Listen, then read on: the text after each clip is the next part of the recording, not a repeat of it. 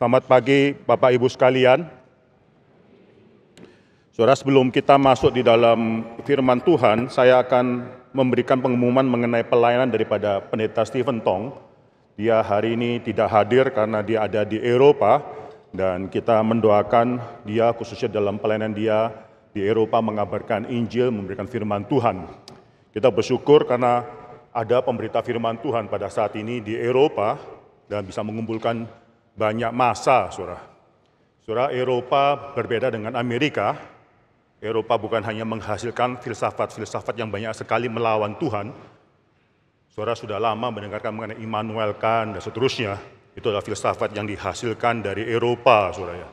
Saudara, Eropa juga berbeda dengan Amerika karena Eropa tidak mengalami apa yang dialami oleh Amerika, yaitu suatu kebangunan rohani, revivals yang banyak terjadi di Amerika tapi jarang terjadi di Eropa. Maka daripada itu, saudara, banyak tempat di Eropa yang kita kenal sudah mengalami namanya post-Christian era.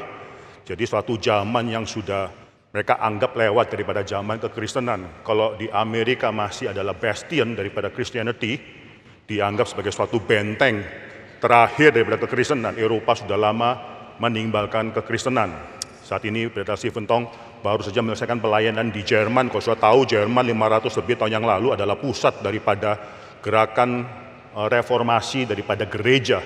Tapi saat ini mungkin Jerman sudah jauh dari meninggalkan Tuhan, menjadi semakin lama semakin sekuler.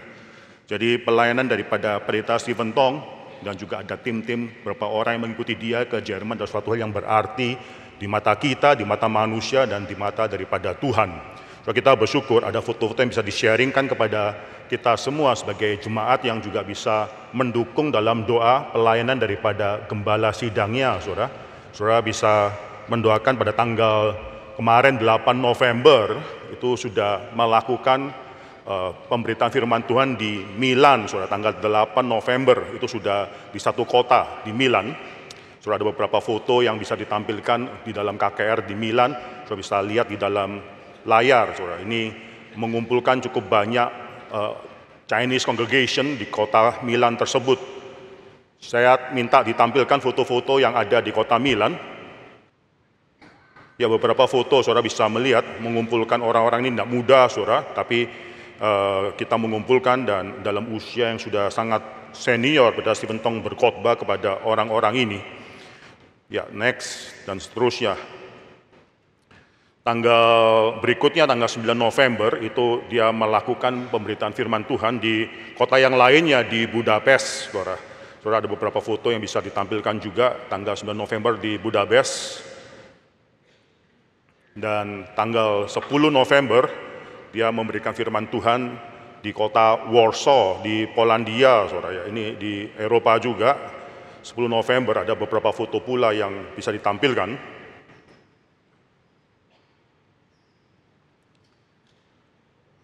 Dan kemarin, saudara, kemarin malam memberitakan firman Tuhan di Berlin. Ya, di Berlin, di Jerman, saudara. Saudara, ada beberapa foto yang kita bisa lihat pula di Berlin.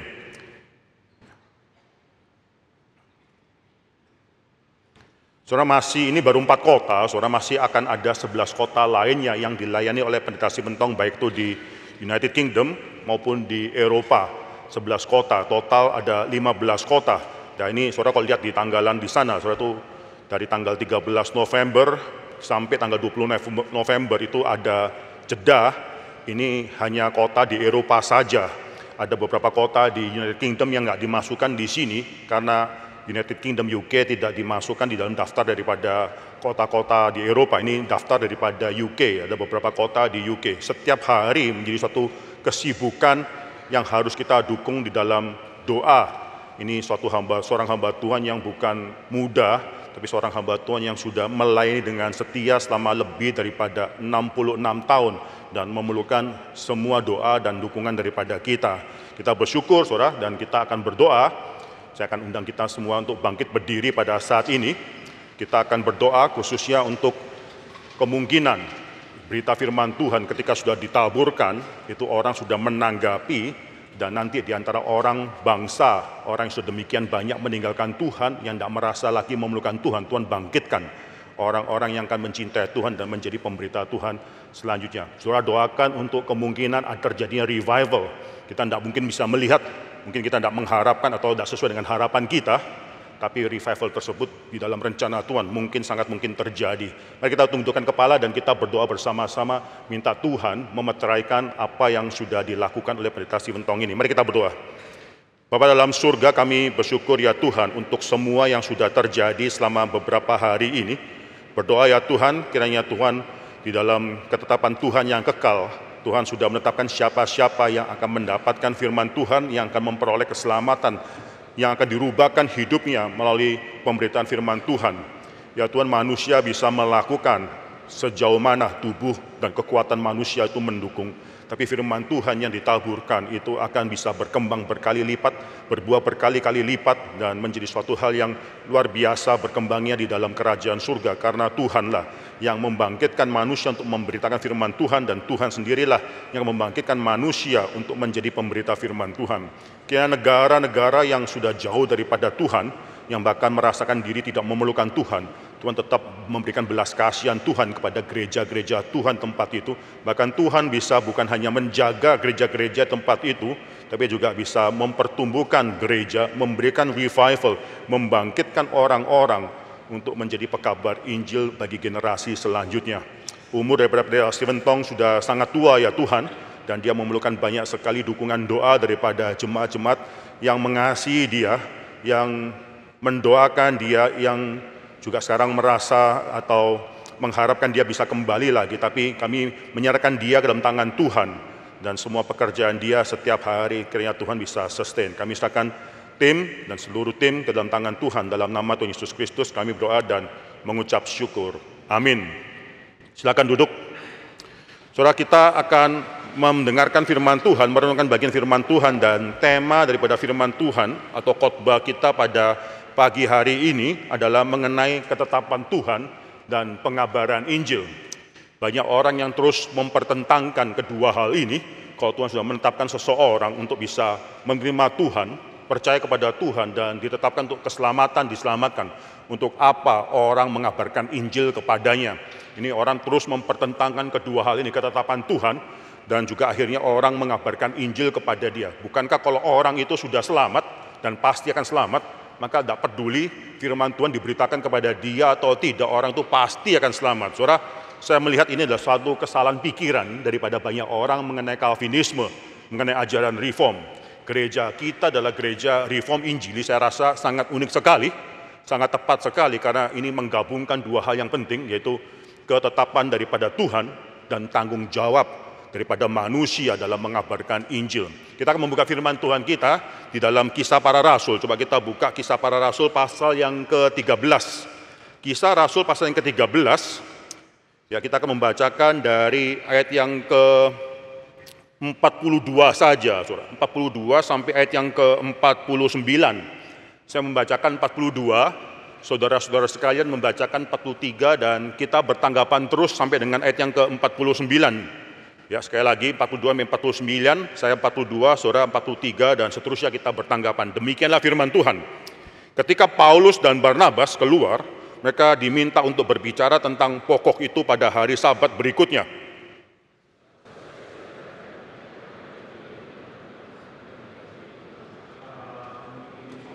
Barnabas, kedua rasul itu mengajar mereka dan menasihati supaya mereka tetap hidup di dalam kasih karunia Allah. Pada hari Sabat berikutnya, datanglah hampir seluruh kota itu berkumpul untuk mendengarkan firman Allah. Akan tetapi, ketika orang Yahudi melihat orang banyak itu, penuhlah mereka dengan iri hati, dan sambil menghujat, mereka membantah apa yang dikatakan oleh Paulus. Tetapi dengan berani Paulus dan Barnabas berkata, memang kepada kamulah firman Allah harus diberitakan lebih dahulu, tetapi kamu menolaknya dan menganggap dirimu tidak layak untuk beroleh hidup yang kekal. Karena itu kami berpaling kepada bangsa-bangsa lain. Sebab inilah yang diperintahkan kepada kami. Aku telah menentukan engkau menjadi terang bagi bangsa-bangsa yang tidak mengenal Allah, supaya engkau membawa keselamatan sampai ke ujung bumi. Mendengar itu bergembiralah semua orang yang tidak mengenal Allah, dan mereka memuliakan firman Tuhan, dan semua orang yang ditentukan Allah untuk hidup yang kekal menjadi percaya. Lalu firman Tuhan disiarkan di seluruh daerah itu. Mari kita tundukkan kepala dan kita masuk di dalam doa. Bapa dalam surga, kami bersyukur karena ada firman Tuhan yang sudah Tuhan berikan dalam hidup kami. Dan bukan hanya itu saja, pada hari ini kami bisa membuka dan membaca sebagian daripada firman Tuhan tersebut. Kiranya pembacaan firman Tuhan kami, walaupun sedikit daripada seluruh firman Tuhan yang Tuhan percayakan dalam hidup kami, pada hari ini firman Tuhan yang kami baca ini bisa memberkati kami, merubah hidup kami, merubah konsep kami, membuat kami semakin terbakar di dalam menggenapkan rencana keselamatan Tuhan bagi orang banyak ya Tuhan. Kami bersyukur karena Tuhan telah menetapkan siapa-siapa yang harus selamat, dan Tuhan telah menetapkan juga pemberita-pemberita Injil untuk memberitakan Injil kepada mereka yang Tuhan tetapkan untuk selamat. Ya Tuhan, kami bersyukur untuk semua hal ini. Kami serahkan pemberitaan firman Tuhan ini, kami serahkan ibadah kami pada hari ini. Kiranya apa yang kami lakukan itu berkenan di hadapan Tuhan. Dan pada pagi hari ini ketika anak Tuhan, domba-domba Tuhan beribadah, Tuhan menerima dan Tuhan tersenyum terhadap semua yang manusia lakukan di hadapan Tuhan. Ketika Tuhan sudah menguduskan satu hari bagi kami dapat menguduskan hari ini dan menguduskan pikiran kami, hati kami kepada Tuhan. Kiranya pemberian firman Tuhan ini menjadi makanan yang diperlukan bagi domba-domba Tuhan pada pagi hari ini. Kami serahkan semua dalam nama Tuhan Yesus Kristus. Kami berdoa dan mengucap syukur. Amin. Saudara, kalau saudara perhatikan di dalam Kisah Para Rasul, saudara, memang Kisah Para Rasul pasal 1 ayat ke-12 sampai 12, pasal 12 itu banyak bicara mengenai centerednya, itu pusatnya bicara mengenai Petrus, pelayanan Petrus. Tapi mulai daripada Kisah Rasul nanti pasal 13 sampai akhir itu banyak bicara mengenai pusatnya adalah pelayanan daripada Paulus. Saudara, kalau saudara perhatikan, memang Paulus itu menjadi pusat belakangan, tapi nama Paulus sudah banyak disebutkan di pasal-pasal sebelumnya. Coba kita buka, saudara ya. Kisah Para Rasul pasal yang ke-7 misalkan. Kisah Rasul pasal yang ke-7, ayat yang ke-58, itu cerita mengenai Kisah Rasul pasal 7, cerita mengenai Stefanus.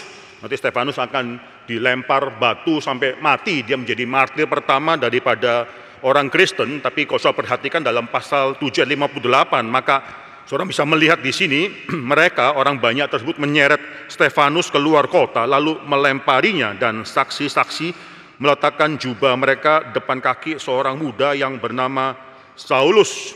Saudara jangan pikirkan bahwa ini hanya Saulus menjadi orang yang menerima titipan jubah-jubah saja, tidak. Tapi di sini, saudara, peran daripada Paulus adalah peran yang sangat penting sekali. Kalau saudara perhatikan dalam Kisah Rasul pasal 8 ayat yang ke-1 misalnya.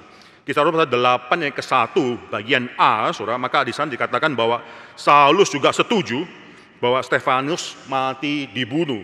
Saudara, fakta bahwa Saulus bisa memberikan persetujuan dan orang-orang itu bisa melempari batu sampai mati Stefanus, ya itu atas persetujuan daripada Saulus, itu membuktikan bahwa Saulus memegang peranan yang sangat penting pada saat itu.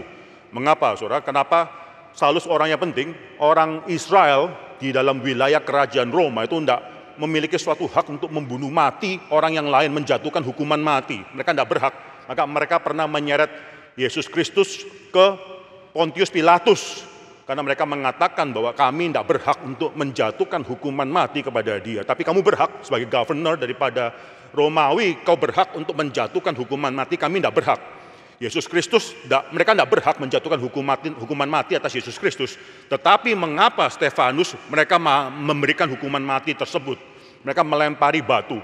Nah di sini, saudara, Saulus saya percaya itu orang yang akhirnya mengatakan, oke, saya akan menanggung atau saya akan bertanggung jawab atas segala sesuatu yang terjadi ini. Jadi memberikan persetujuan atas pembunuhan daripada Stefanus. Suatu hal yang sangat penting sekali posisi daripada Saulus ini. Dan kalau saudara perhatikan dalam Kisah Rasul pasal 8 ayat ketiga, saudara, Kisah Rasul pasal 8 ayat ketiga, Saulus itu tetap akhirnya berusaha untuk membinasakan jemaat itu, dan ia memasuki rumah demi rumah dan menyeret laki-laki dan perempuan keluar, dan bukan cuma laki-laki dan sembarang laki-laki dan perempuan, tapi laki-laki dan perempuan Kristen, saudara, keluar dan menyerahkan mereka untuk dimasukkan ke dalam penjara. Kalau saudara perhatikan, saudara, terus ya, Kisah Rasul pasal 9 ayat yang pertama itu ditulis di sana, sementara itu berkobar-kobar hati daripada Saulus untuk mengancam dan membunuh murid-murid Tuhan. Lalu ia menghadap imam besar dan meminta surat kuasa daripadanya untuk dibawa kepada majelis-majelis Yahudi di Damsyik. Saudara perhatikan, saudara, Damsyik itu cukup jauh daripada Yerusalem, sekitar 340 km daripada Yerusalem. Ini menandakan sejak gereja awal, ya tidak lama setelah Kristus naik ke surga, itu gereja sudah mulai menyebar sampai ke Damsyik. Sudah ada jemaat Tuhan di kota Damsyik tersebut, ratusan kilometer daripada Yerusalem. Tapi bukan cuma penyebaran daripada gereja sudah jauh daripada Yerusalem, penganiayaan terhadap gereja juga sudah mulai menyebar, saudara. Bahkan di sini, saudara, Damsyik itu di luar wilayah daripada Israel. Dengan kuasa apa Saulus bisa memiliki kuasa atau mandat daripada Yerusalem, imam-imam besar Yerusalem, untuk membunuh quote-unquote orang Yahudi. Memang mereka gereja awal, orang Kristen dan orang-orang Yahudi yang menjadi orang Kristen, mereka dianggap sebagai sekte Yahudi yang sudah menjadi bidat, saudara. Maka dengan kuasa demikian, karena mereka adalah orang Yahudi, maka Saulus meminta surat kuasa daripada para imam besar di Yerusalem untuk pergi menganiaya, bahkan mengancam membunuh orang-orang yang ada di kota Damsyik, murid-murid Tuhan. Saudara, ini suatu pembelajaran yang luar biasa. Dan kita tahu, saudara, nanti dalam Kisah Rasul pasal 9 bagaimana Saulus itu dipertobatkan. Saudara tahu bagaimana pertobatan dia terjadi di siang bolong, di siang bolong, terik matahari yang menerangi dia, ada terang lain yang membutakan mata dia. Jadi terang yang lebih terang daripada terang matahari. Dan keluarlah suatu suara, Saulus, Saulus, mengapakah engkau menganiaya aku? Saudara, pada saat itu Saulus memberikan suatu jawaban yang mengagetkan sekali. Saudara bisa melihat ini di dalam Kisah Rasul pasal 9 ayat yang ke-5. Saudara, jawab Saulus, siapakah engkau, Tuhan? Saudara, ini mungkin saudara sudah pernah mendengarkan eksposisi atau pemberitaan firman Tuhan mengenai ayat ini. Itu dia bertanya, dia tahu ini sinar suara yang adalah suatu sinar dan suara supernatural. Bukan manusia yang bisa melakukan semua hal ini, ya, sambil bertanya, sambil mengakui itu adalah suara Tuhan, sambil dia tidak tahu siapa yang bersuara kepada dia. Saudara, mengapa ini terjadi? Karena dia dalam konsep dia tidak pernah merasakan bahwa dia sedang menganiaya Tuhan, tidak pernah dia merasakan, dia pikir dia sedang melayani Tuhan. Saudara, hati-hati pelayan Tuhan. Banyak pelayan Tuhan yang sambil melayani Tuhan, sambil tidak mengenal Tuhan yang dia layani. Saudara, di sini Paulus menggambarkan kebodohan daripada banyak orang Kristen yang mungkin terbakar-bakar untuk bisa melayani Tuhan, tapi tanpa pengenalan yang benar, yang sejati mengenai siapa Tuhan tersebut. Sambil melayani Tuhan, sambil mungkin mempertanyakan siapa Tuhan yang sedang dia layani ini, saudara. Maka di sinilah pertanyaan Paulus adalah suatu pertanyaan yang luar biasa besarnya. Siapakah engkau, Tuhan? Dia mengakui suara tersebut adalah suara daripada Tuhan. Dia mengakui bahwa pribadi yang sedang berbicara kepada dia pada saat itu adalah pribadi supranatural yang lebih besar daripada manusia, lebih besar daripada dirinya sendiri, pribadi daripada Tuhan. Tapi dia tidak mengenal pribadi tersebut, saudara. Cilakalah kita kalau kita melayani Tuhan dengan demikian terbakar-bakar, dengan zeal yang sangat membakar kita, tetapi kita tidak memiliki pengenalan yang sejati akan Tuhan. Kita tidak tahu sebenarnya siapa Tuhan yang kita layani. Saudara, akhirnya saudara bisa melihat bahwa Tuhan membutakan mata dia. Ini mata dia mulai, mata jasmani dia buta, saudara. Tapi mata rohani dia itu mulai dibukakan kepada mengenai pengenalan akan Tuhan. Dia mulai mengerti siapa Tuhan sebenarnya. Siapa khususnya Kristus yang sudah diberitakan mati dan bangkit bagi dia. Maka dia akan nanti saudara akan melihat bagaimana Tuhan berfirman kepada Ananias, menyuruh Ananias untuk pergi ke satu jalan namanya jalan lurus. Jalan tersebut masih ada di kota Damsyik sampai sekarang, saudara. Kita tidak tahu di mana tempat daripada Saulus atau kemana Ananias pergi untuk mencelikkan mata daripada Saulus, tapi jalan itu masih ada sampai saat ini, saudara. Saudara, Ananias itu saudara protes kepada Tuhan. Kalau saudara perhatikan dalam Kisah Rasul pasal yang ke-9, saudara, ayat yang ke-11 itu firman Tuhan itu datang, mari pergilah ke jalan yang bernama jalan lurus dan carilah di rumah Yudas seorang dari Tarsus yang bernama Saulus. Ia sekarang sedang berdoa. Dan dalam suatu penglihatan ia melihat bahwa seorang yang bernama Ananias masuk ke dalam dan menumpangkan tangannya ke atasnya supaya ia dapat melihat lagi. Saudara, Ananias protes, jawab, Ananias, Tuhan, dari banyak orang telah ku dengar tentang orang itu betapa banyaknya kejahatan yang dilakukannya terhadap orang-orang kudusmu di Yerusalem. Reputasi Saulus sudah terkenal, bukan reputasi yang baik.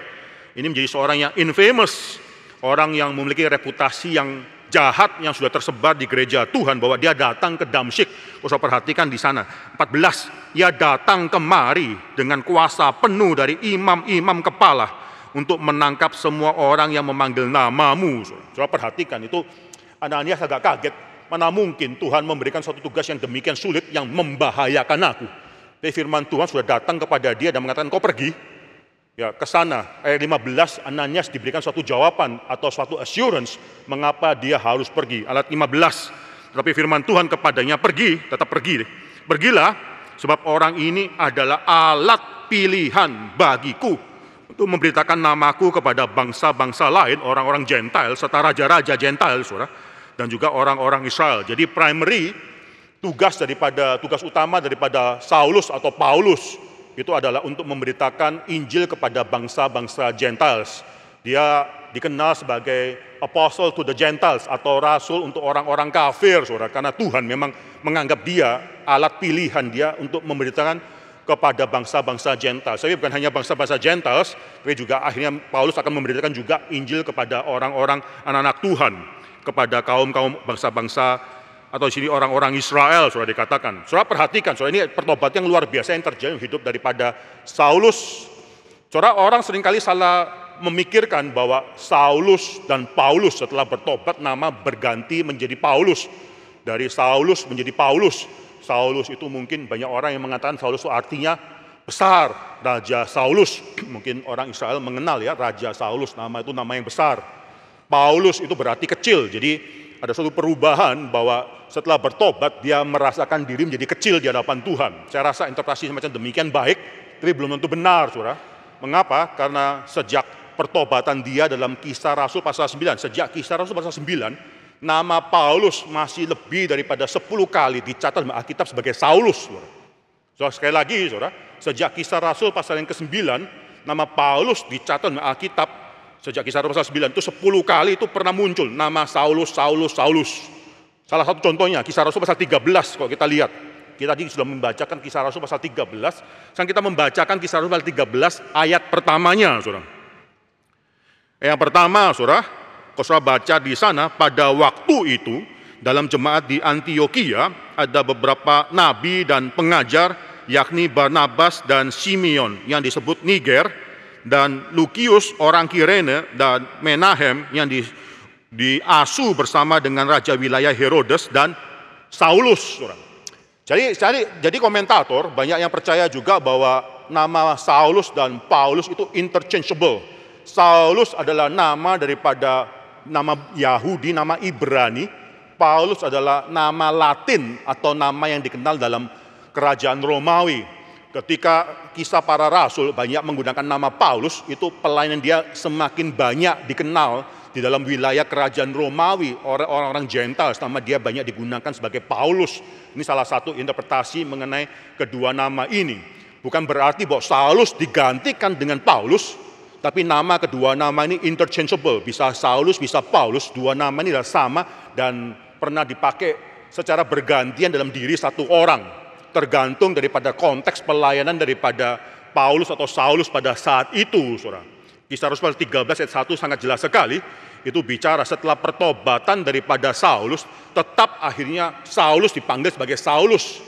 Ya, ini ada beberapa ayat yang lain lagi yang kita tidak akan bicarakan pada hari ini, saudara. Sekarang kita akan kembali ke dalam Kisah Rasul pasal 13 yang tadi kita sudah baca, saudara. Saudara, Kisah Rasul pasal 13 dan 14 itu mencatat mengenai the first missionary journey daripada Paulus atau perjalanan misi pertama daripada Paulus, dimulai daripada Antioquia, kota daripada Paulus. Di sana, saudara, jemaat Tuhan pertama kali dipanggil sebagai orang Kristen. Nama Kristen pertama kali itu ada di jemaat gereja lokal di Antioquia. Saudara, ini nanti Paulus, kalau saudara perhatikan, itu Paulus akan diminta oleh Roh Kudus. Jemaat Antioquia saya tidak tahu berapa besar, kita tidak tahu berapa besar, Tetapi ada beberapa orang penting di sana, kalau saya itu sudah lihat nama-nama orang tersebut disebutkan dalam Kisah Rasul pasal 13 ayat yang pertama, itu nama-nama orang yang signifikan dalam jemaat Antiokhia, orang yang besar. Saudara perhatikan dalam Kisah Rasul pasal 13 ayat yang kedua, maka di sana dikatakan pada suatu hari ketika mereka sedang beribadah kepada Tuhan dan berpuasa, maka berkatalah Roh Kudus ngomong sama jemaat itu, bicara, khususkanlah Barnabas dan Saulus bagiku untuk tugas yang telah kutentukan bagi mereka. Sekarang dua pemuda yang terbaik daripada gereja itu diminta oleh Tuhan untuk keluar, untuk mengabarkan Injil, itu satu tugas yang akan Tuhan berikan kepada mereka. Dalam kapasitas seperti demikian, jemaat Antiokhia itu akhirnya menundukkan diri, mereka berpuasa, berdoa, dan akhirnya menyerahkan, mengutus, ya meletakkan tumpangan tangan kepada Paulus, kepada Saulus dan Barnabas. Mereka mengutus Saulus dan Barnabas keluar, menyerahkan mereka untuk pengabaran Injil.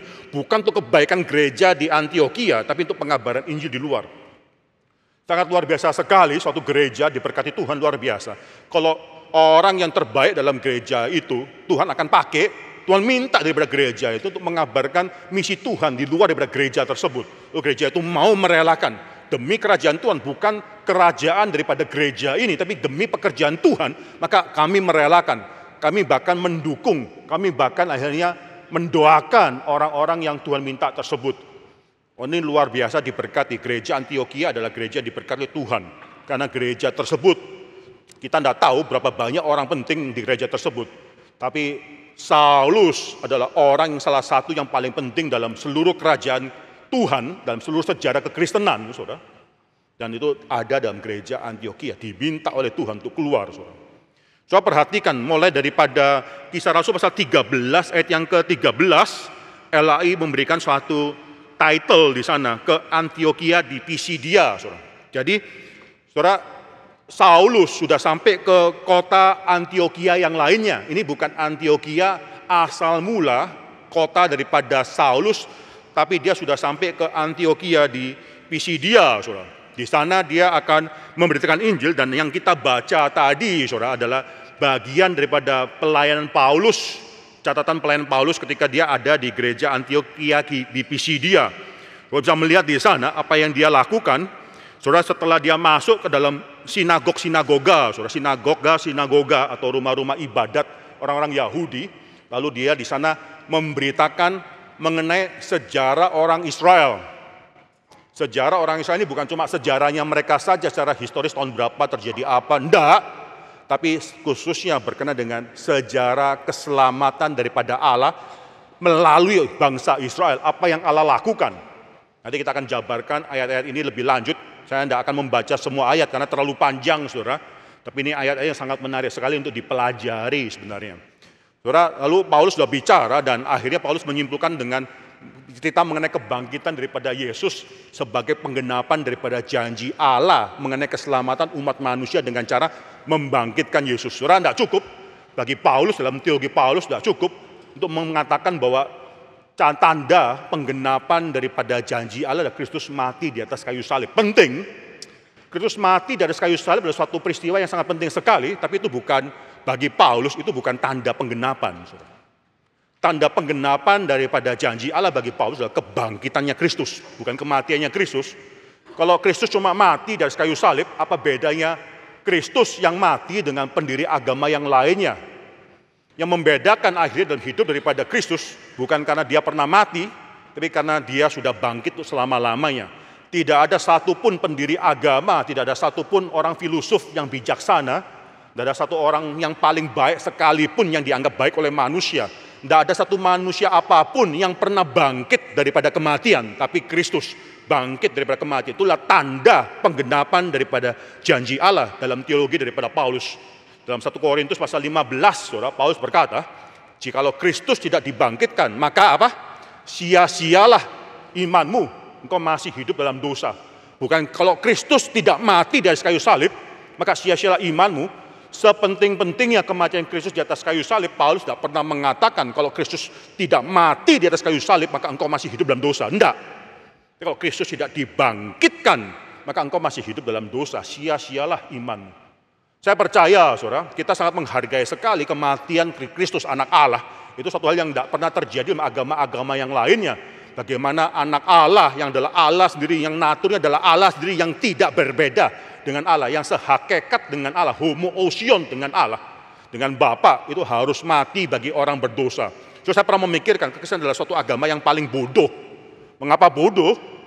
Karena semua agama tidak ada yang menceritakan bahwa Allah itu mati bagi umat manusia, itu tidak ada. Apalagi umat manusia yang telah jatuh dalam dosa. Kalau Tuhan mau melakukan riset, dengan mudah dia bisa melakukan riset tersebut ketika Adam sudah jatuh dalam dosa. Saudara, banyak orang yang bertanya kepada saya, pertanyaan-pertanyaan yang bagi saya masih kurang sulit. Ya, mengapa kalau Tuhan sudah tahu Adam jatuh dalam dosa, akan jatuh dalam dosa, kenapa kok dia biarkan Adam jatuh dalam dosa? Atau dalam doktrin orang reform, saudara, Tuhan itu menetapkan segala sesuatu yang sudah lewat. Fakta bahwa sesuatu sudah lewat, itu adalah suatu tanda kita mengetahui bahwa itu sudah ditetapkan oleh Tuhan. Jadi di Westminster Confession of Faith, pengakuan iman Westminster 3.1, mengajarkan bahwa Tuhan dari sejak kekekalan tanpa berubah, dengan seluruh bijaksananya dia, itu menetapkan segala sesuatu yang akan lewat, yang akan terjadi, yang dalam bahasa terjemahan daripada Indonesia, momentum, saudara, itu yang akan terjadi. Tapi di dalam bahasa Inggrisnya, whatsoever comes to pass, yang sudah lewat itu ditetapkan oleh Tuhan. Saudara, ini suatu hal yang menunjukkan bahwa tidak ada satu hal apapun kalau sudah terjadi di hidup kita yang kita bisa katakan Tuhan tidak menetapkan hal ini. Termasuk juga kejatuhan daripada Adam. Bukan saja Tuhan mengetahui, tapi Tuhan menetapkan itu harus terjadi. Nanti kita bisa bicarakan bahwa ketetapan atas kejatuhan daripada Adam ini aktif atau pasif. Kita bisa bicarakan hal itu dengan lebih lanjut lagi, saudara. Tentunya orang reform akan menjawab itu ketetapan secara pasif atau permisif atau pengizinan daripada Tuhan. Tapi tetap ada ketetapan daripada Tuhan. Kita tidak banyak bicara mengenai hal ini. Tapi banyak orang yang bicara dan bertanya kepada saya, kalau Tuhan sudah tahu Adam akan jatuh, mengapa dia membiarkan? Mengapa Tuhan menetapkan kejatuhan daripada Adam? Saudara, dalam pemikiran saya, kalau Tuhan mau riset itu gampang sekali, tapi dengan menetapkan kejatuhan daripada Adam, atau paling tidak mengizinkan, membiarkan kejatuhan daripada Adam tersebut, Tuhan sudah menetapkan juru selamat, saudara. Tuhan juga sudah menetapkan bahwa anaknya yang tunggal itu harus mati bagi umat manusia. Itu bukan cuma Kejadian pasal 3, bukan cuma bicara mengenai kejatuhan Adam, tapi juga bicara mengenai proto-evangelium, janji Tuhan bahwa ada keturunan yang akan menghancurkan kepala daripada si ular. Kejadian pasal 3 ayat 15. Sesuatu yang luar biasa. Kalau Tuhan mau melakukan riset, bisa dia lakukan dengan mudah. Tapi Tuhan menjanjikan anaknya yang tunggal itu mati bagi umat manusia, bagi Anda dan saya, bagi umat pilihan. Saudara, dalam pemikiran daripada orang reform, saudara, itu new creation jauh lebih sulit daripada creation. Untuk penciptaan creation, penciptaan ex nihilo, Tuhan hanya perlu berfirman saja. Tapi untuk akhirnya new creation terjadi, Tuhan tuh harus mengaruniakan, mengorbankan anaknya yang tunggal untuk mati bagi Anda dan saya. So, kita tidak bicara banyak mengenai hal ini, tapi itu suatu tanda penggenapan daripada janji Tuhan. Bahkan penggenapan, kalau kita katakan penggenapan daripada janji Tuhan sejak di dalam Taman Eden. Sejak dari Kejadian pasal 3 ayat 15 itu digenapkan dengan membangkitkan Kristus. Bukan membiarkan anaknya mati saja, mengalahkan ular. Itu bukan di kayu salib saja. Mengalahkan ular, itu titik ular dikalahkan dengan akhirnya Kristus dibangkitkan. Saudara. Ini saudara harus mengerti, puncak iman kita itu adalah kebangkitan daripada Kristus. Kalau Kristus tidak dibangkitkan, sia-sialah iman kita pada saat ini. So, ini suatu yang luar biasa. Ntar Paulus akan bicara mengenai hal itu, mengenai kebangkitan daripada manusia. Soal mengenai kebangkitan, ini kalau soal perhatikan ya, ayat yang ini bicara mengenai sejarah sampai ya paling tidak ayat ke-33 itu bicara mengenai kebangkitan Yesus sebagai penggenapan daripada janji Allah dan terus berbicara mengenai hal tersebut. Ya, lalu 42 yang tadi kita baca, saudara, ketika Paulus dan Barnabas sudah selesai, keluarlah mereka untuk akhirnya terus diminta untuk berbicara tentang pokok itu pula dan mereka diminta untuk datang pada hari Sabat berikutnya. Tetapi setelah mereka keluar, setelah selesai ibadah, tetap banyak orang yang ingin tahu. Karena berita mengenai kebangkitan adalah suatu hal yang sangat asing sekali, yang tidak pernah mereka dengarkan. Maka ketika Paulus dan Barnabas sudah keluar daripada rumah ibadat tersebut, sudah selesai ibadah, maka banyak orang, dikatakan orang Yahudi dan penganut-penganut agama Yahudi yang takut akan Allah, Jadi ada orang-orang Gentiles, orang-orang Yahudi dan orang Gentiles yang takut pada Allah.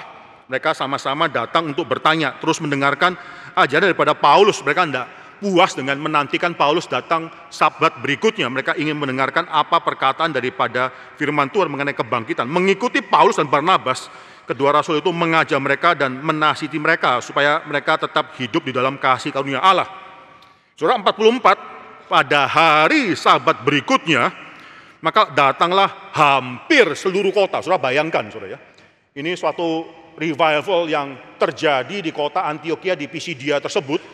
Seluruh kota, hampir seluruh kota datang mendengarkan Paulus. Saudara pikirkan ini betapa besar kuasa firman Tuhan bekerja pada saat itu, saudara. Hampir seluruh kota datang untuk mendengarkan apa yang mau diberitakan oleh Paulus.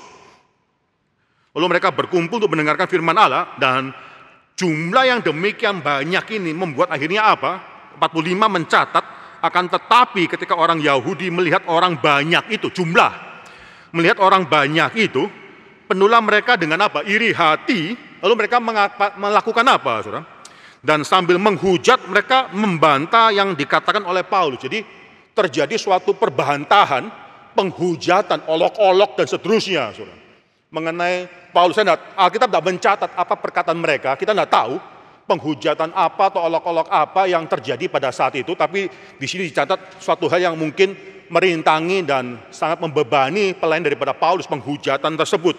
Tapi jawaban Paulus 46, tetapi dengan berani Paulus dan Barnabas berkata, saudara perhatikan di sini perkataan daripada Paulus dan Barnabas, memang kepada kamulah firman Allah harus diberitakan lebih dahulu, tapi kamu telah menolaknya dan menganggap dirimu tidak layak. Ini sindiran, saudara. Kamu menganggap dirimu tidak layak untuk beroleh hidup yang kekal. Karena itu kami berpaling kepada bangsa-bangsa lain. Jadi Paulus menjustifikasikan alasan mengapa mereka sekarang memberitakan firman Tuhan juga kepada orang-orang kafir bangsa-bangsa lain, bukan cuma orang-orang Yahudi. Semua kota itu, ini bukan orang Yahudi, bukan kotanya orang Yahudi, bukan di tanah Palestina, saudara. Ini semua kota datang untuk melihat dan mendengarkan apa yang mereka ajarkan. Suatu hal yang luar biasa, dan Paulus katakan, kami melakukan ini karena kamu sudah menghina Injil. Kamu sudah menolak Injil dan kamu merasa ini sindiran. Banyak orang yang mengatakan bahwa apologetika itu tidak seharusnya ofensif, tapi defensif. Saya katakan keduanya harus terjadi. Apologetika harus defend iman kita, sekaligus offend dalam penolakan mereka terhadap berita firman Tuhan. Kita harus nyatakan betapa bodohnya mereka ketika mereka menolak firman Tuhan tersebut. Saudara, Paulus nyatakan di sini, kamu anggap tidak layak untuk menerima hidup yang kekal. Suatu hal yang indah sekali, tapi kamu membuang semua hal itu. Maka kami memberitakan Injil sekarang kepada orang-orang yang bukan orang Yahudi. Saudara, saya tidak akan menghabiskan semua, tapi kalau saudara baca di sini, sekarang kita akan konsentrasi dalam ayat 47, ayat 48, saudara.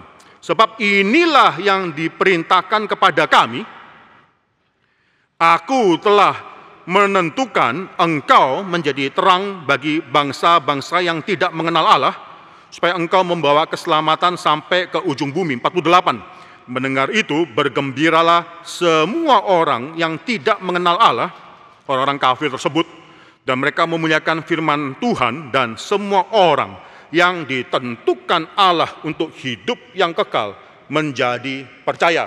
Saudara, hari ini kita akan konsentrasi dalam dua ayat ini. Paling tidak, saudara, kita bisa mengatakan ada tiga hal, saudara. Tiga hal yang diceritakan atau yang bisa kita pelajari daripada dua ayat ini. Yang pertama, saudara, berkenaan dengan Injil, yang pertama, akar daripada Injil, pemberitaan Injil atau misi itu adalah kehendak Allah sendiri.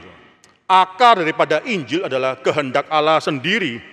Allah yang akhirnya di sini menentukan pengkabar, siapa-siapa yang menjadi pekabar Injil. Allah yang menentukan semua orang yang harus selamat. Akar daripada pemberitaan Injil itu adalah Allah sendiri. Berapa banyak kita salah mengerti mengenai pengabaran Injil atau misi yang kita lakukan. Seakan kita memikir itu misi daripada GRI, misi daripada kita, misi daripada tim pengabaran Injil kita. Tapi kita jarang atau kita seringkali lupa, saudara, bahwa itu adalah misi Allah melalui GRI, misi Allah melalui kita, misi Allah melalui tim pengabaran Injil kita. Ketika saudara menghibur orang lain, ketika saudara pergi, tim saudara pergi mengabarkan Injil di rumah sakit, itu adalah misi Allah melalui Anda, melalui tim Anda.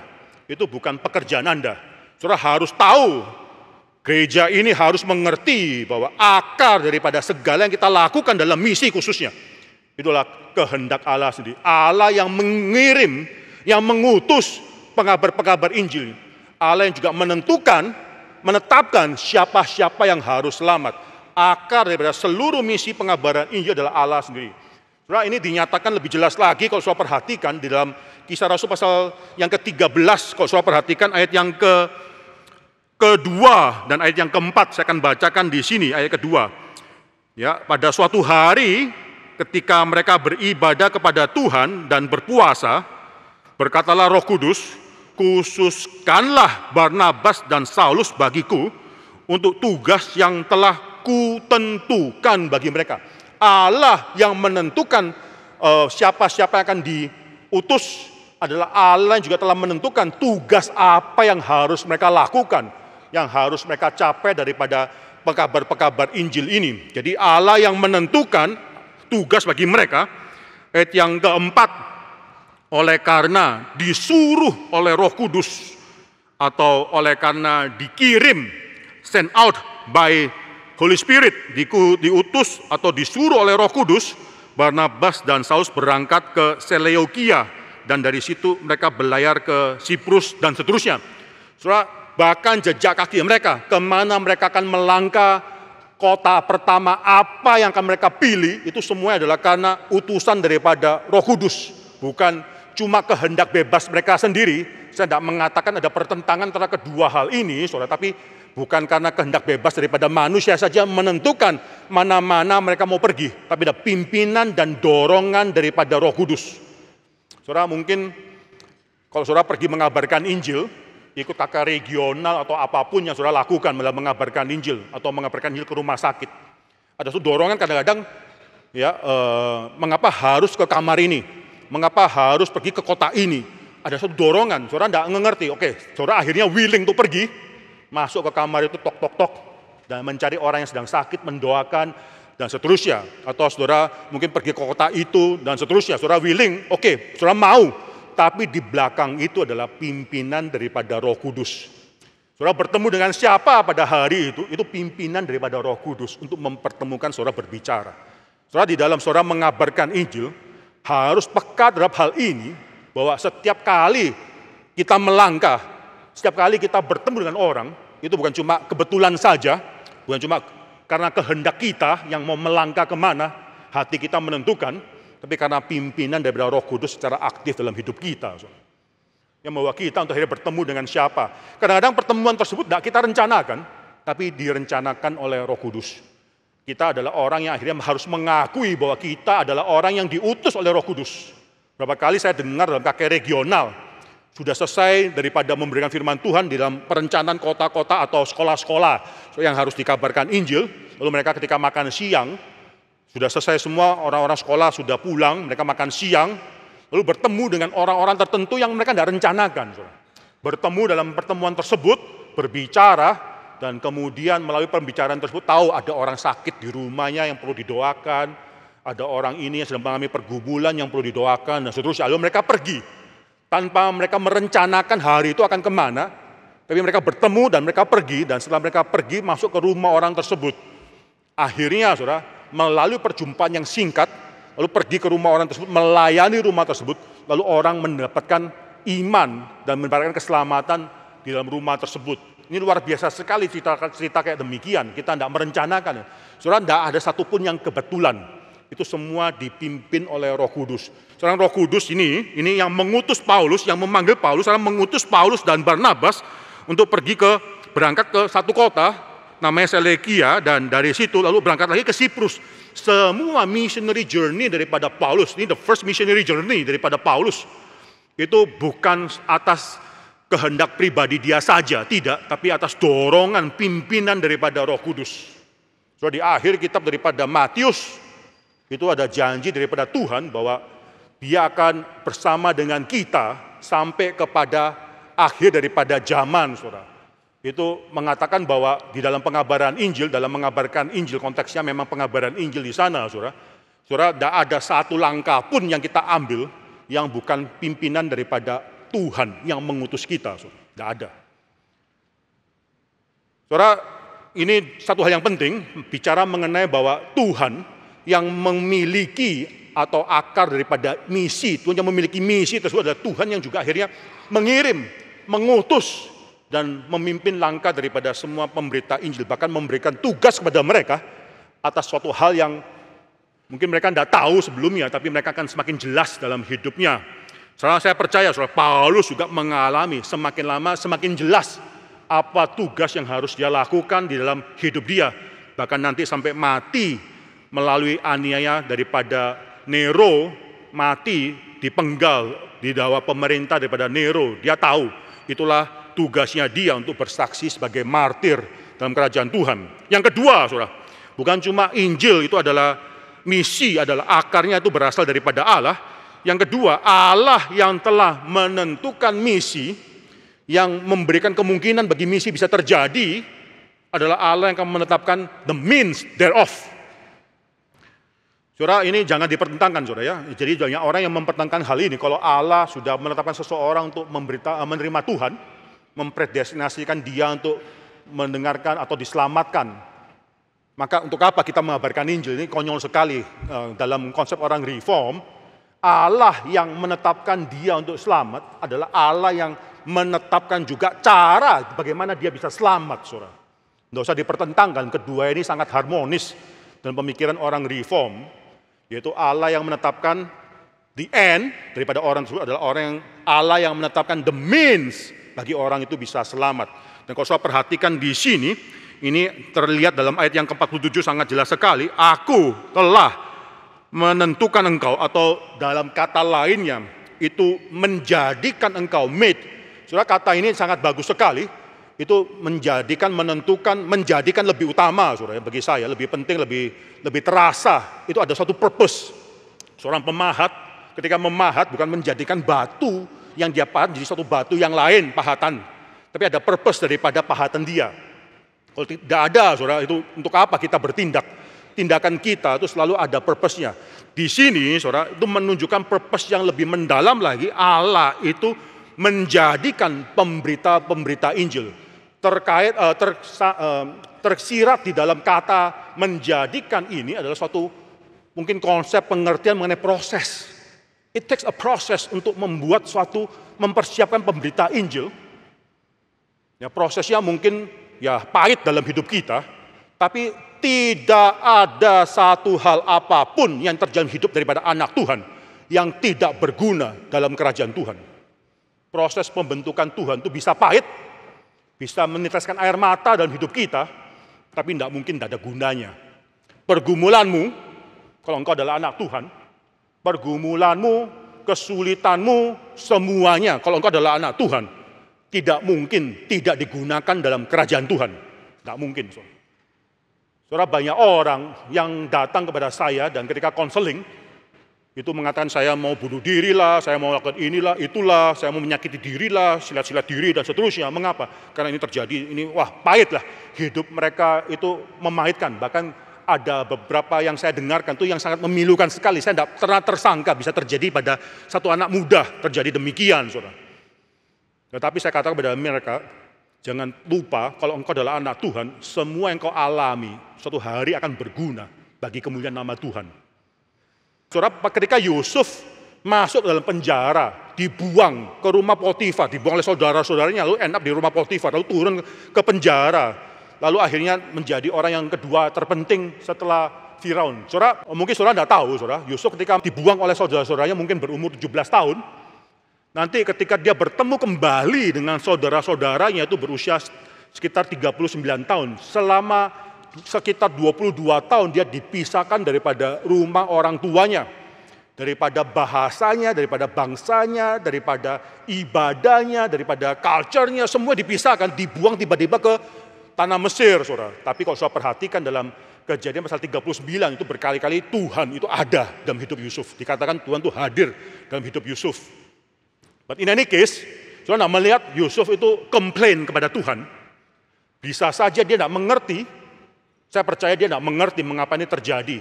ada pergumulan dalam hidup dia, tapi tidak dicatat di dalam Alkitab, saudara. Tapi sebagai seorang manusia, dia bukan, ya tenang aja, enggak. Dia pasti ada pergumulan, saudara. Pergumulan demikian berat, mengapa dia dianiaya, dibuang, dikhianati oleh saudara-saudaranya sendiri. Soal pergerakan daripada Yusuf, naik turunnya dia, dibuang oleh saudara-saudaranya, menjadi orang yang kedua terpenting dalam tanah daripada Mesir, dan seterusnya, itu menceritakan hidup daripada Yesus. Bagaimana Yesus juga akhirnya dikhianati oleh saudara-saudaranya sendiri, oleh kaum sebangsanya sendiri. Dan akhirnya dia menjadi orang yang duduk di sebelah kanan daripada Allah Bapa. Itu menyatakan kuasanya dia. In any case, kembali kepada Yusuf. Yusuf mungkin tidak tahu, tapi pada akhirnya dia berkata dalam Kejadian pasal 50 ayat yang ke-20 kepada saudara-saudaranya, engkau mereka-rekakan hal yang jahat bagiku, tapi Allah telah mereka-rekakan semua ini demi kebaikan satu bangsa, demi menyelamatkan bangsa tersebut. So, luar biasa, saudara. Kita mungkin tidak mengerti apa yang terjadi dalam hidup kita. Kita mungkin tidak tahu pada saat ini mengapa kok ini Tuhan izinkan terjadi. Mengapa kok kesulitan ini Tuhan izinkan terjadi. Tetapi pada akhirnya kita bisa berkata, sekarang saya tahu. Tuhan mereka-rekakan semua hal ini untuk kebaikan daripada rencananya Tuhan sendiri. Ini bicara mengenai keselamatan satu bangsa, bicara mengenai janji Tuhan atas keselamatan melalui bangsa tersebut. Saudara, sekali lagi saudara, tidak ada dalam hidup anak-anak Tuhan yang akhirnya tidak berguna dalam kerajaan Tuhan. Saya tidak tahu saudara, proses pembentukan Tuhan yang kau alami pada saat-saat ini itu apa? Atau yang sudah pernah engkau alami itu apa? Saya tidak tahu. Atau yang kau akan alami suatu hari, tetapi tidak ada satupun yang tidak manis nanti di dalam kerajaan Tuhan. Saudara bisa melihat hal ini ketika dikatakan di dalam ayat ini, aku telah menjadikan engkau, di sini menentukan engkau itu menentukan cuma titik akhir, tapi menjadikan itu bicara mengenai proses.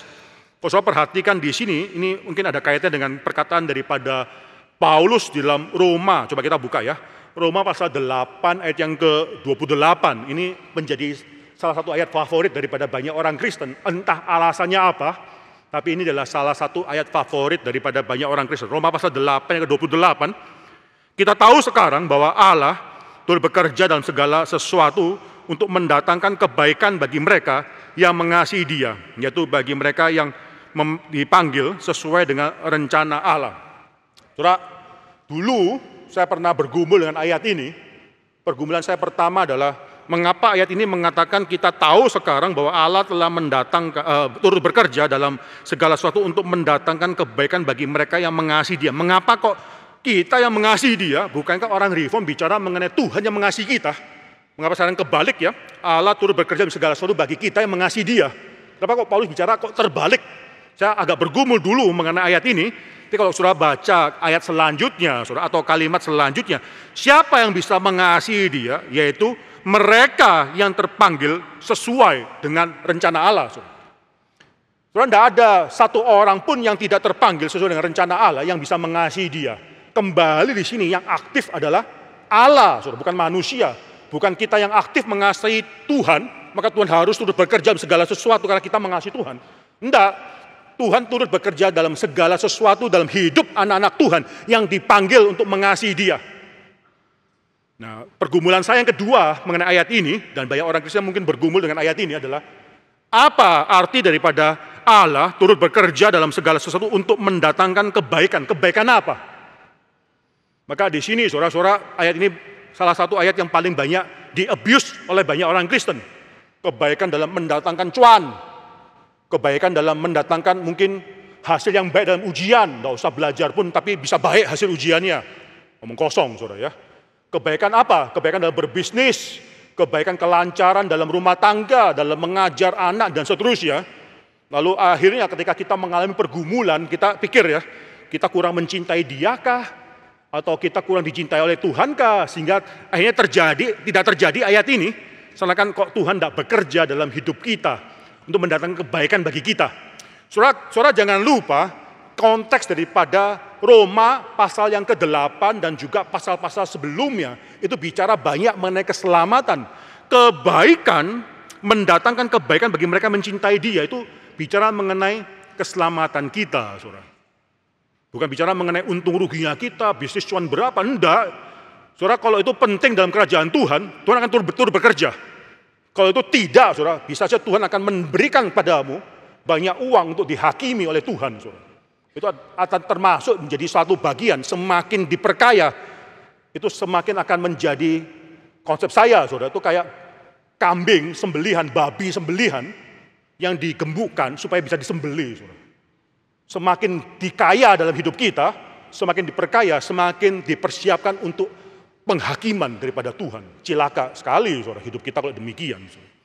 Jadi di sini dikatakan bahwa Tuhan turut bekerja dalam segala sesuatu untuk mendatangkan kebaikan. Itu konsepnya, konteksnya adalah bicara mengenai kebaikan, yaitu yang paling utama, keselamatan kita.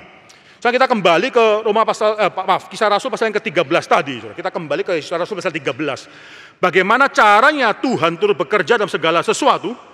So, saya tidak akan banyak bicara mengenai ayat-ayat sebelumnya, tapi dalam ayat yang Kisah Rasul pasal 13 ayat ke-17 sampai ayat yang ke-33, paling tidak sampai 33 itu ada sejarah orang Israel. Memang ada, ini Paulus bicara mengenai sejarah orang Israel, tapi lebih daripada cuma sejarah orang Israel, sejarah keselamatan daripada janji Tuhan melalui orang Israel. Itu yang dibicarakan oleh Paulus.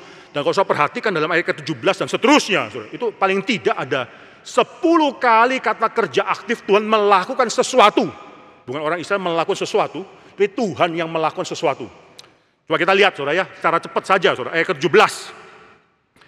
Saudara, Allah umat Israel ini telah memilih nenek moyang kita. Memilih itu kata kerja aktif yang pertama. Memilih, lalu apa? Membuat umat ini, membuat kata kerja aktif yang kedua, membuat umat ini menjadi besar.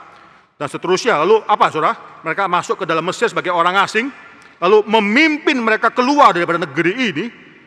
Ya, lalu saudara lihat selanjutnya, ayat ke-19, membinasakan 7 bangsa di tanah Kanaan. Lalu membagi-bagikan tanah itu kepada mereka. Lalu saudara lihat selama ayat 20, selama kira-kira 450 tahun. Sudah itu ia memberikan mereka hakim-hakim pada zaman Nabi Samuel. Kemudian mereka meminta seorang raja dan Allah memberikan kepada mereka Saul dan seterusnya. Setelah Saul disingkirkan, ayat 22, Allah mengangkat Daud menjadi raja mereka. Lalu saudara bisa melihat di sana, ayat 23, lalu Allah membangkitkan juru selamat bagi orang Israel.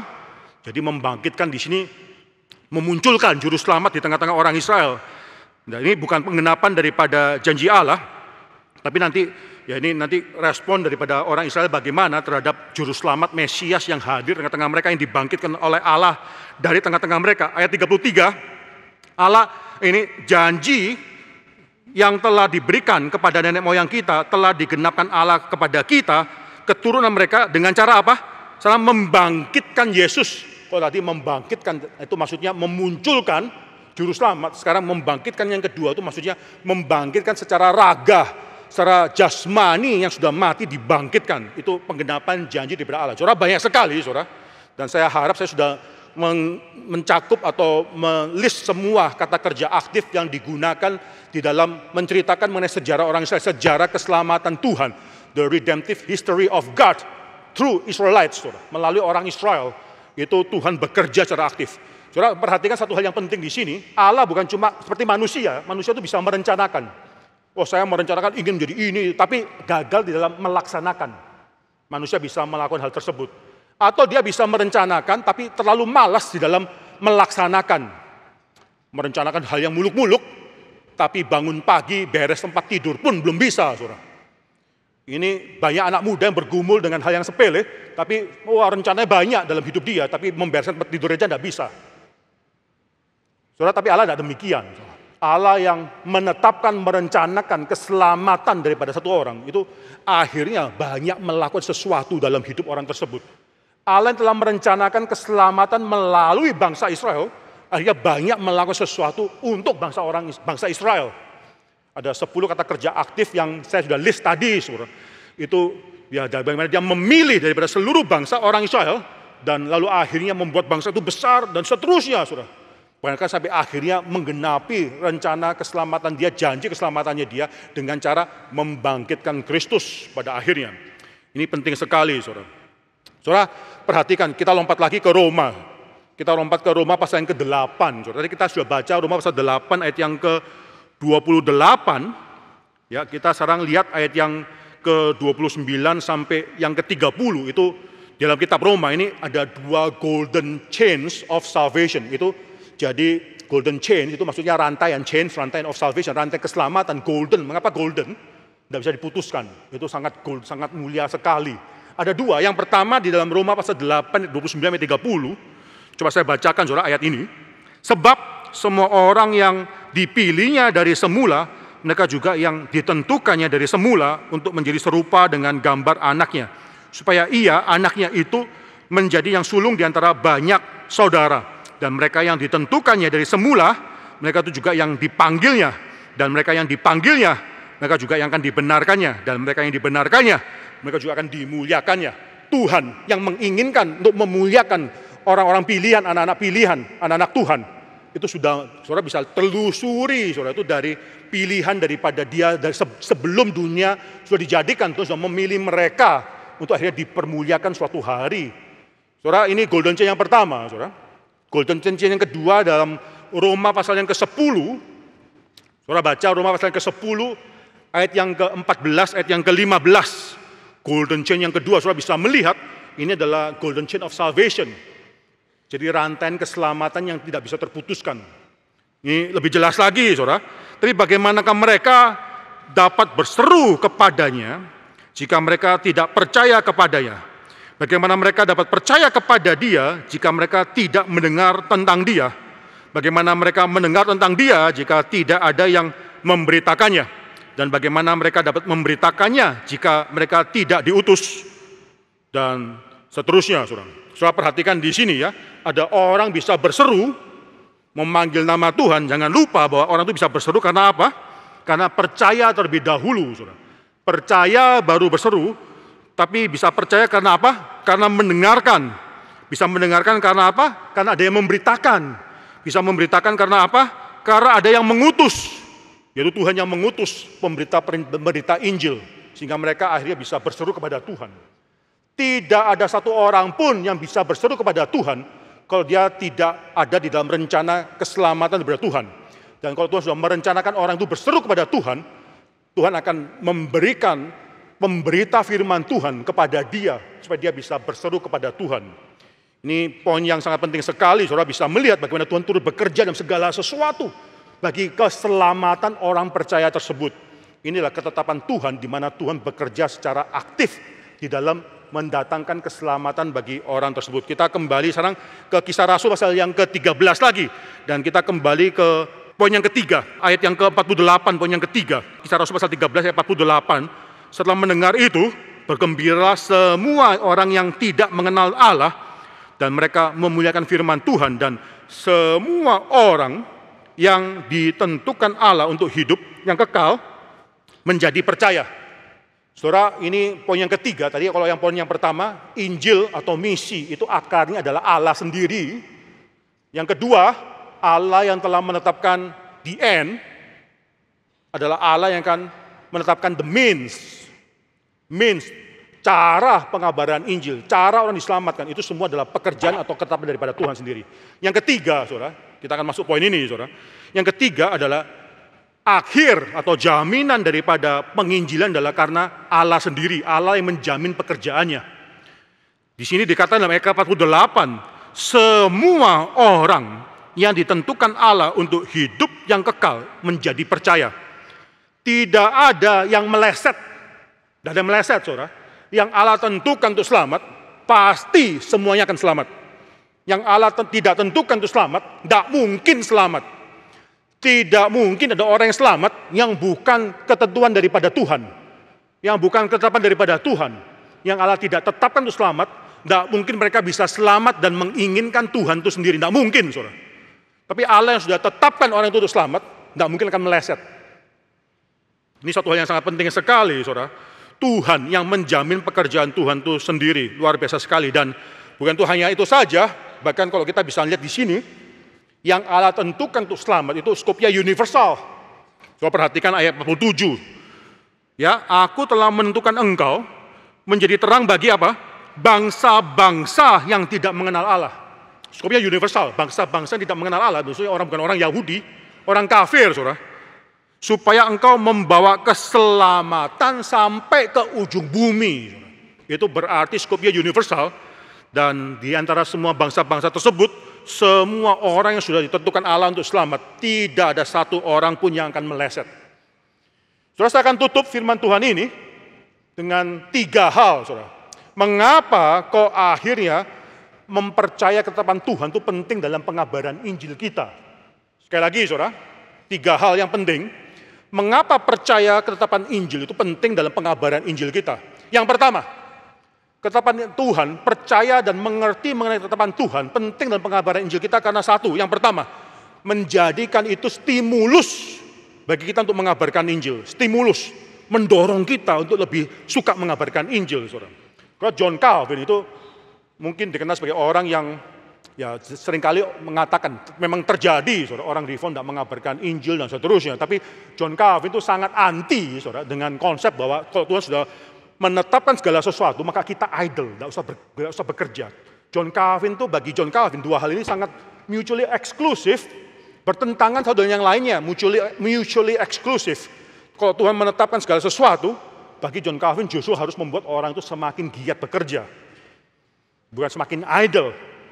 Kalau ada orang yang percaya doktrin reform, Tuhan menetapkan segala sesuatu, lalu orang itu idle, either orang itu salah mengerti doktrin reform itu apa, atau yang kedua, orang itu memang malas, saudara. Orang itu memang malas.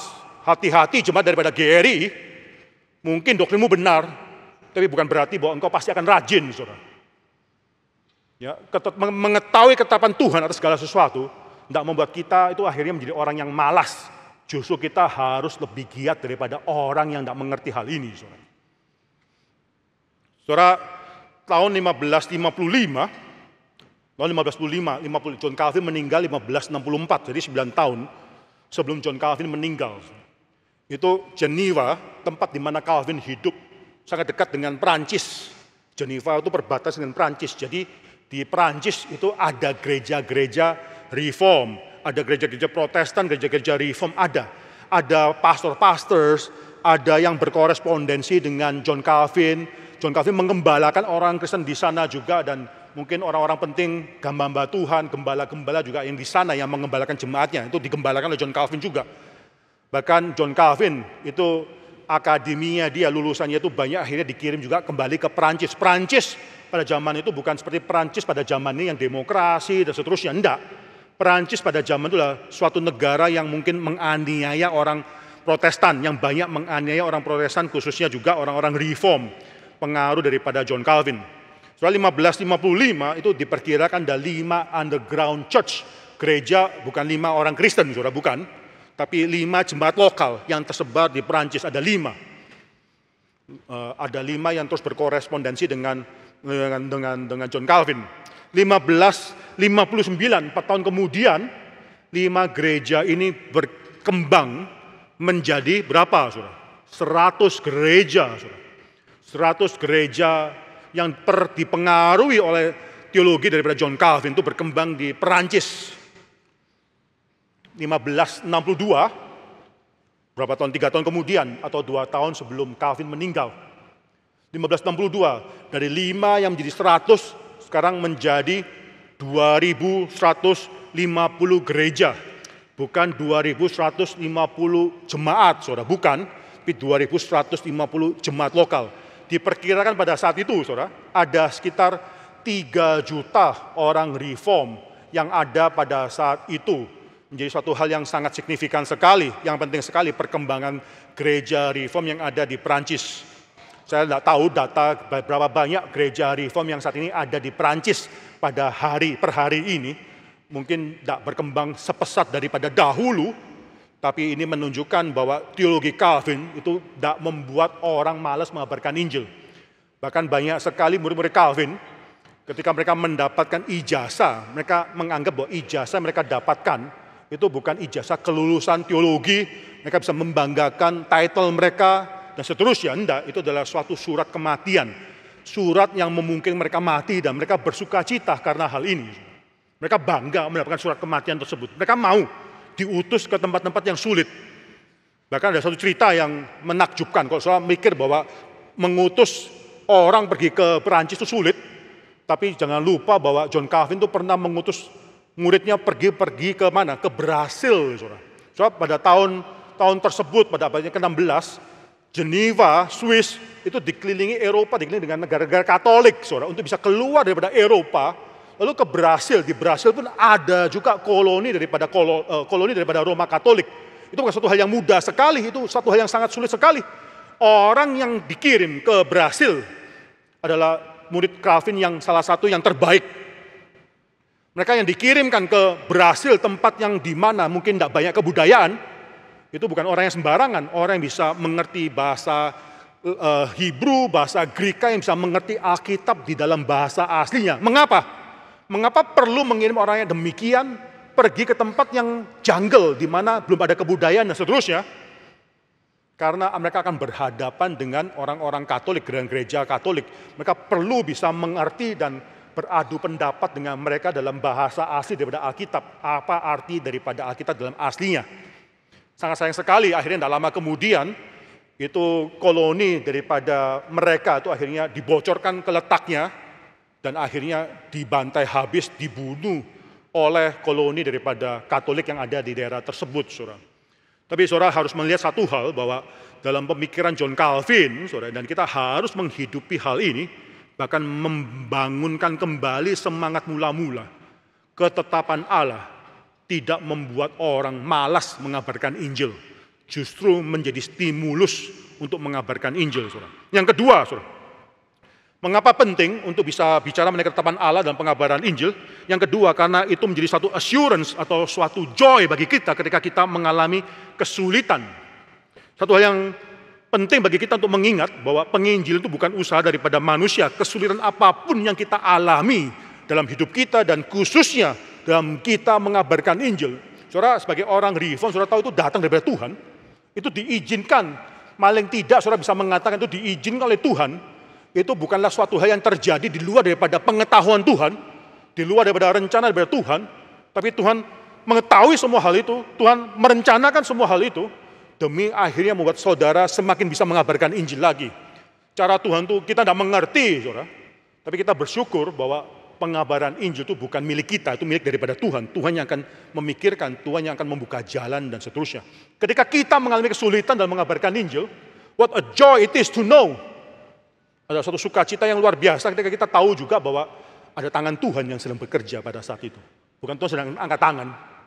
Soalnya ketika COVID melanda seluruh dunia, kita lalu mendapat ya Omikron dan seterusnya itu menyebar sangat cepat sekali, dan kita bersyukur tidak terlalu ganas seperti varian-varian COVID sebelumnya, dan kita bersyukur saat ini Indonesia sudah masuk ke endemi, sudah meninggalkan pandemi, dan saudara sudah nggak harus pakai masker lagi, saudara ya. Ini kita bersyukur untuk semua hal itu. Saudara, waktu zaman Omikron sedang marak-maraknya, saudara, saya pernah menuliskan suatu kalimat, ya, kita yang menerima Omikron atau kita yang mendapatkan Omikron, kita harus tahu bahwa kasih Tuhan kepada kita tidak pernah bergeser 1 mikron pun dalam hidup kita, saudara. Ini penting, saudara. Kasih Tuhan kepada Anda ketika Anda mengalami kesulitan, saudara jangan pikir Tuhan sedang angkat tangan. Tidak, Tuhan sedang membentuk Anda. Tuhan sedang bersama dengan Anda. John Calvin adalah orang yang menghidupi teologinya sampai mati, saudara. Dia menikmati penyertaan Tuhan justru melalui teologinya dia. Dan saya mau orang-orang reform itu lebih merasakan kehangatan penyertaan Tuhan dalam hidup dia karena teologi reform. Saudara, hidupilah teologimu, jangan hidupi teologi cuma hari Minggu, lalu Senin sampai Jumat, Sabtu, itu saudara menghidupi cara hidup yang lain. Enggak, hidupilah teologimu. Saudara, John Calvin yang percaya Tuhan menetapkan segala sesuatu dalam akhir hidupnya adalah orang yang sakit-sakitan. Dia selama hidupnya selalu sakit-sakitan. Waktu akhir hidupnya itu muridnya, saudara Theodore Beza, itu mencatat bagaimana dia tuh di ranjang kematiannya dia tuh seperti seorang pemazmur yang berkeluh kesah kepada Tuhan. Dan dia pernah mengatakan satu kalimat yang luar biasa. Aku tahu tangan Tuhan sedang meremukan aku pada saat ini. Dia yang tahu bahwa tangan Tuhan dalam segala hal. Dia tidak mengatakan bahwa dia sedang sakit itu karena tangan Tuhan tidak ada dalam diri dia. Tidak. Dia tahu bahwa sakitnya dia itu tangan Tuhan sedang meremukan dia. Lalu dia sambung dengan satu kalimat, tapi cukup bagiku mengetahui bahwa tangan yang sedang meremukan aku adalah tangan Bapa yang mengasihi aku. Dalam hidupmu, saudara, kalau engkau punya satu konsep bahwa Tuhan sedang angkat tangan, kalau engkau terjadi sesuatu, Tuhan angkat tangan, Tuhan bahkan tidak bertanggung jawab, tidak hadir dalam hidupmu, wah kasihan sekali, saudara, hidup kita. Kasihan sekali kita harus melalui hidup secara tersendiri dan demikian. Tapi luar biasa sukacitanya kalau kita tahu bahwa dalam segala kesulitan yang kita lalui, tangan Tuhan itu sedang membentuk kita.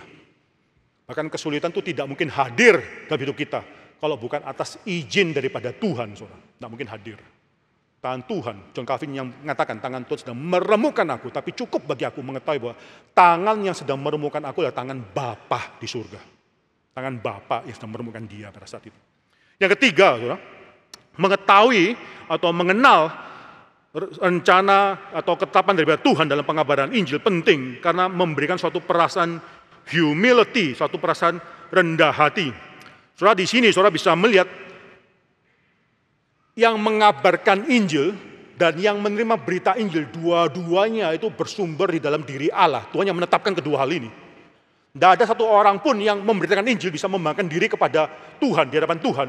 Karena saya sudah meninggalkan pekerjaan saya. Karena saya sudah meninggalkan rumah tangga saya, maka sekarang bisa mengabarkan Injil dan orang itu bisa bertobat karena saya. Tidak. Dan orang yang mendengarkan Injil dan bertobat, karena saya sudah akhirnya memberikan diri kepada Tuhan. Karena saya sudah mendengarkan Injil, karena saya datang dalam pengabaran Injil ini, karena saya hadir, maka saya mendapatkan keselamatan pada hari ini. Oh, tidak bisa mereka melakukan hal itu. Mengapa?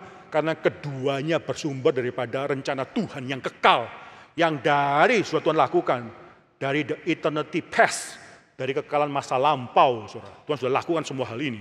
Maka tidak ada satu orang pun yang bisa berbangga diri. Saudara, saya lihat kalau ada orang yang bisa membanggakan diri di hadapan Tuhan, khususnya yang berkenaan dengan pengabaran Injil, dengan keselamatan yang diterima dan seterusnya, itu seperti seorang anak kecil, seorang anak TK, karena SD, yang berkata kepada mamanya, "Mah, luar biasa ya saya bisa lulus TK, masuk ke SD karena saya adalah anak yang pintar belajar. Saya adalah orang yang akhirnya tekun belajar, saya bisa naik kelas ya dari TK ke SD." Tanpa dia sadari, mamanya setiap malam barengin dia buat PR, saudara. Tanpa dia sadari, mamanya setiap pagi itu akhirnya membuat makanan bagi dia, mengantar dia ke sekolah. Tanpa dia sadari, orang tuanya, papanya, orang tua itu mencari nafkah bagi seluruh keluarga sehingga dia bisa sekolah. Saudara. Tanpa dia sadari banyak orang yang sedang memperhatikan dia supaya dia bisa naik dari TK sampai SD.